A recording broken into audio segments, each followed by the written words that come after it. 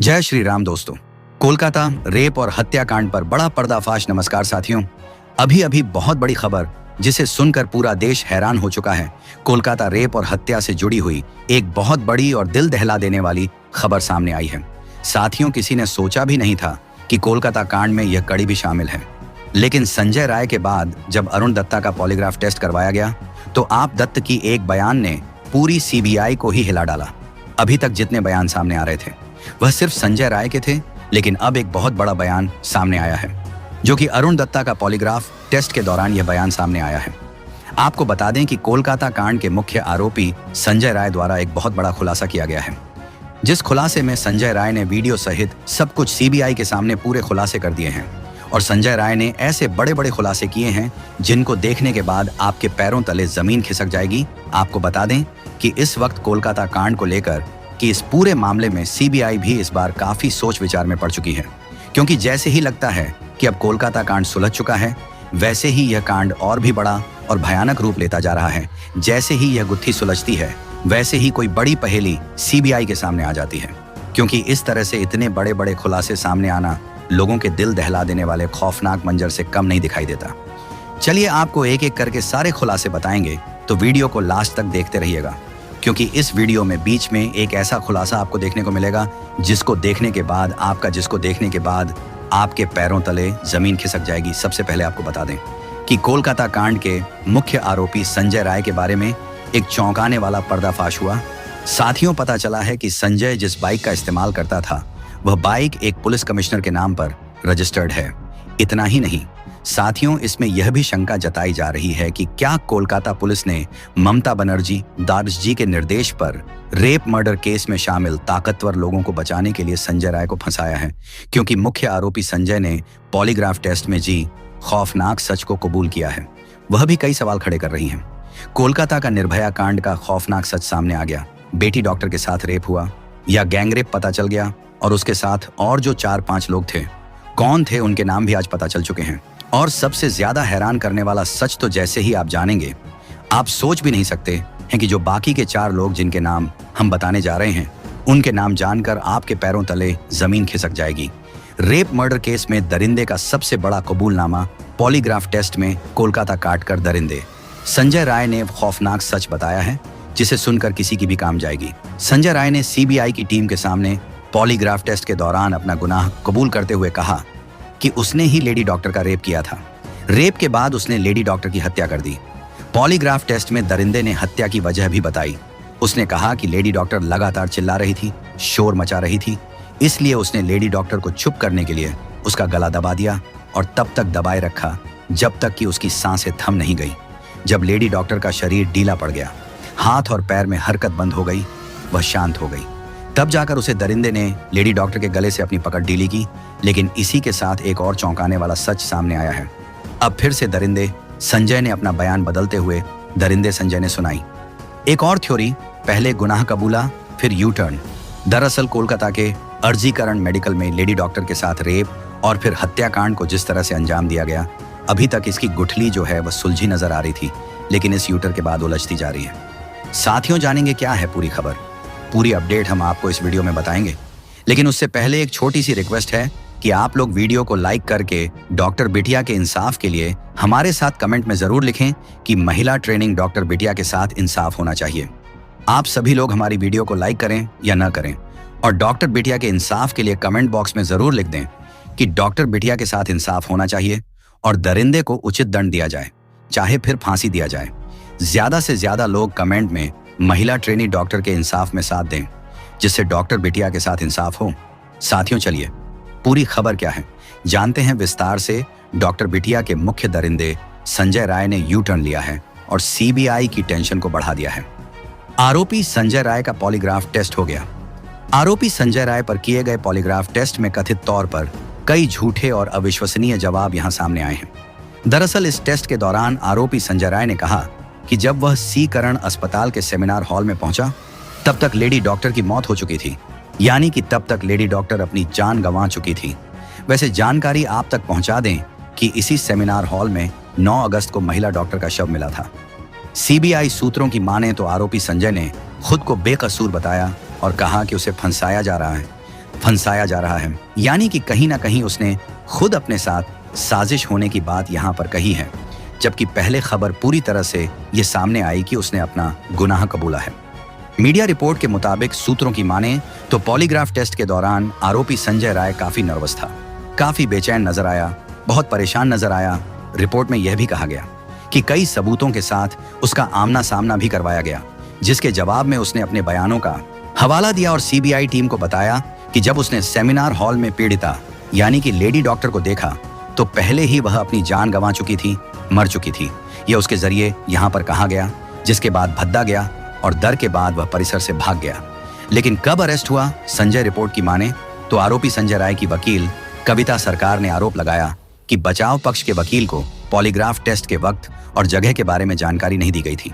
इसकी वजह से जो बचाव पक्ष का कोई वकील टेस्ट के दौरान मौजूद नहीं हो सका, जो राष्ट्रीय मानवाधिकार आयोग के दिशा निर्देशों का उल्लंघन है। जानकारी पहुंचा दें कि 33 साल का संजय राय, जिसके ऊपर लेडी डॉक्टर के मॉडल रेप का यह पूरा केस है, 10 अगस्त को इस मद्देनजर उसको गिरफ्तार किया गया था। उस पर आरोप है कि उसने ही रेप के बाद डॉक्टर की हत्या की थी, इस पूरी वारदात को अंजाम दिया था। हालांकि इसके बाद कई और थ्योरी भी सामने आई कि क्या वाकई टेंशन बढ़ चुकी है। दरअसल सीबीआई सूत्रों की माने तो कोलकाता कांड पर पहले आरोपी संजय राय ने अपना राग कबूल लिया था, मगर अब उसने यह यू टर्न ले लिया है। खुद को निर्दोष बताते हुए, बेकसूर बताते हुए कहा कि उसे फंसाया जा रहा है। पुलिस को डॉक्टर के शव के पास एक ब्लूटूथ डिवाइस मिलने के बाद उसे गिरफ्तार किया गया था। यह पुलिस ने उसकी गिरफ्तारी की थी सीसीटीवी फुटेज में। वह अस्पताल की तीसरी मंजिल पर भी दिखाई दिया था, जहां सेमिनार हॉल मौजूद है। संजय राय ने कथित तौर पर जेल गार्डों से कहा कि उसे आज कर अस्पताल में हुए रेप और हत्या के बारे में कुछ भी नहीं पता। उसने सियालदाह के में अतिरिक्त मुख्य न्यायिक अकादमी ने लगा है कि जो टेस्ट करना है कर लो, मैंने कुछ नहीं किया है, मुझे फंसाया जा रहा है। जबकि सीबीआई सूत्रों का कहना है कि संजय राय को लेकर जो दावे वाली खबर रही है वो सरासर गलत है, तथ्यहीन है।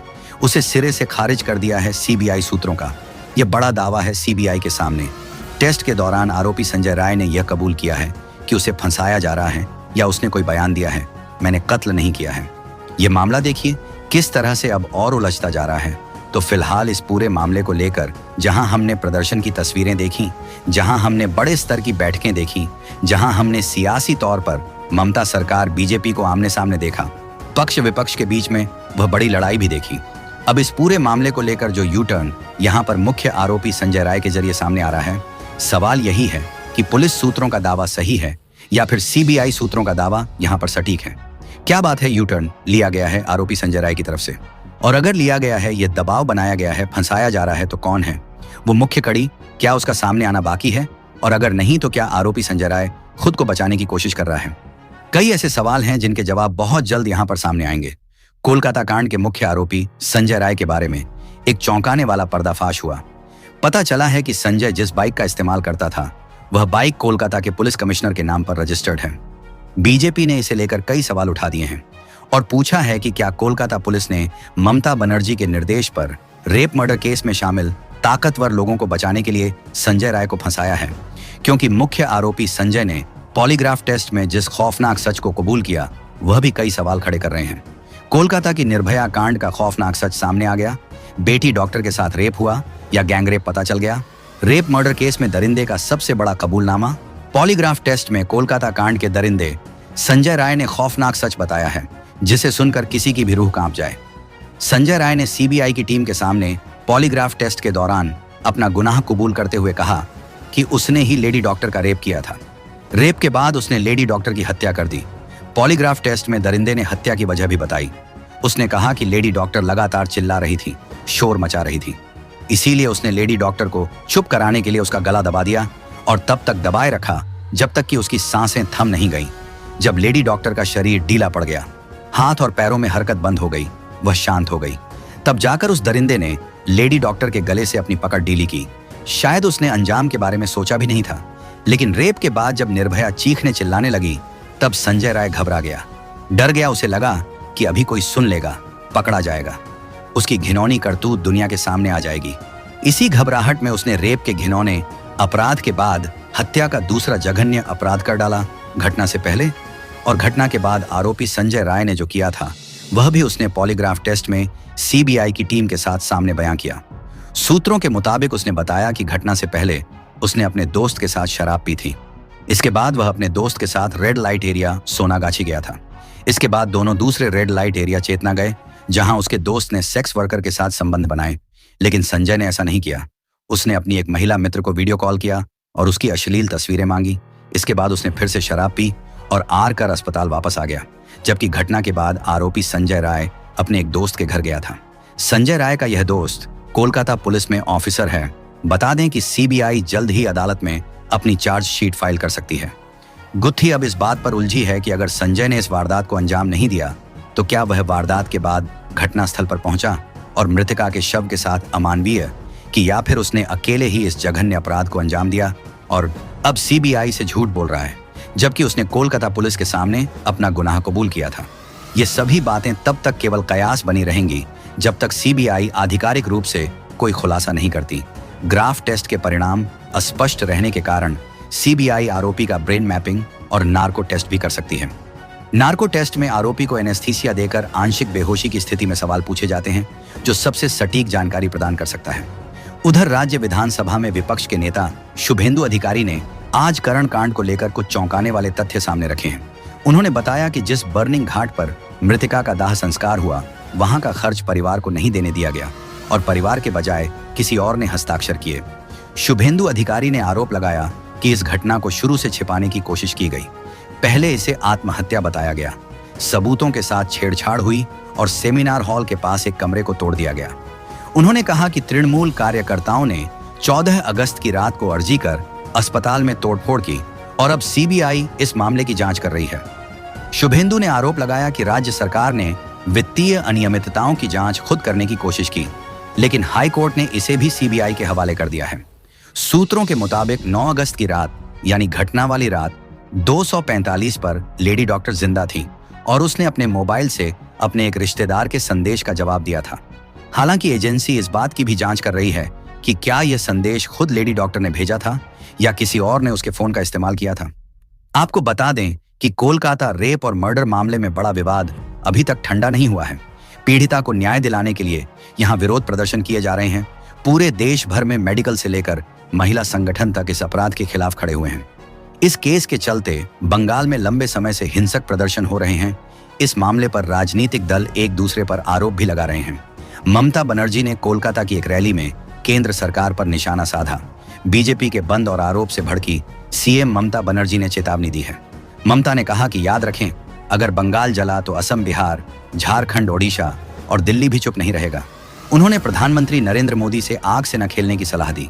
ममता ने आरोप लगाया कि माहौल बिगाड़ने में बीजेपी का बड़ा हाथ है।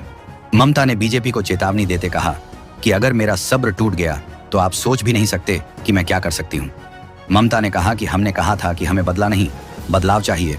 ममता ने कोलकाता में हो रहे प्रदर्शन के लिए बीजेपी को जिम्मेदार ठहराया। बीजेपी पर निशाना साधते हुए कहा, कुछ लोग अपनी पार्टी की मदद से बंगाल में आग लगा रही हैं। ममता बनर्जी ने कहा कि यह हम नहीं होने देंगे, हम पीएम की कुर्सी हिला देंगे। ममता ने कहा कि बंगाल और बांग्लादेश की संस्कृति एक है। कई लोग बंगाल को बांग्लादेश समझ रहे हैं। याद रखिएगा कि अगर बंगाल में आग लगाने की कोशिश की तो पूरे देश में आग लगेगी। वहीं आपको बता दें कि अदालत ने सीबीआई को 3 सप्ताह के भीतर इस जांच की प्रगति रिपोर्ट पेश करने का निर्देश दिया है। खैर दोस्तों, अभी यह मामला चल रहा है, लेकिन अब सवाल यह है कि इस घटना का मुख्य आरोपी संजय राय नहीं तो कौन है? क्या इस पूरी घटना में अजगर अस्पताल के प्रिंसिपल संदीप घोष का हाथ है? क्या सीबीआई असली कातिल को ढूंढ पाएगी या फिर यह मामला भी सुशांत सिंह राजपूत केस की तरह ठंडे बस्ते में डाल दिया जाएगा?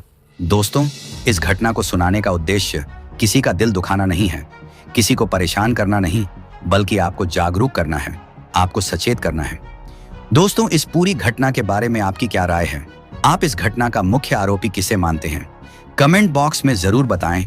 और अगर हमारी मेहनत पसंद आई हो तो दोस्तों, अगर यह वीडियो आपको पसंद आई हो तो कमेंट में डॉक्टर बिटिया के लिए कमेंट जरूर करें और चैनल को भी सब्सक्राइब कर लें।